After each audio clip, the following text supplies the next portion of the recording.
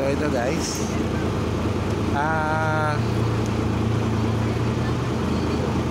pabinangonan na.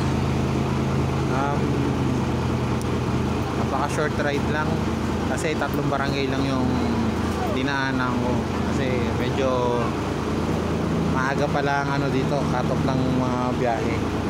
So possible pag hindi ko siya binilisan, bukas ako makakauwi nito. Pero for sure may enjoy ko. Yun nga lang, siyempre gusto ko pupunta ako dito kasama pamilya ko o mga tropa para ma-enjoy naman yung lugar. Ito ganyan,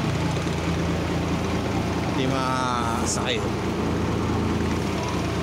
Medyo first time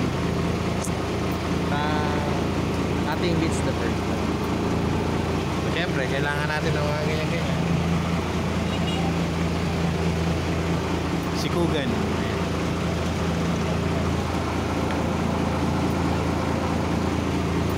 Paano?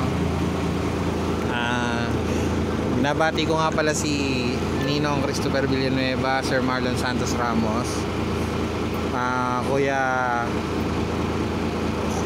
Konsehal Navarro, tsaka mga kasama ko nga pala sa bagong work, sa fast team, AM and PM shift. Ayun, shoutout nga pala sa lahat ng inbound na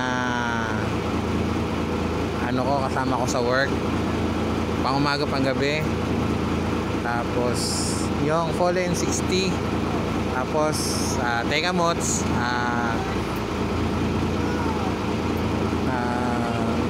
Team Harvey. Yan. And then sa mga Team Walwal, Kuya Derp, Kuya Leon, ito, nandito ako ngayon sa sa Talim Island, sa Binangonan, Rizal. Although may hinihintay pa, pero paalis na rin. Ginautal ako sa pagsasalita kasi nakakabitin. Talagang kailangan may kasama ka ditong pumunta para ma-enjoy mo yung biyahe tsaka yung good vibes na meron dito. Maaga pala pinunta ko to kanina.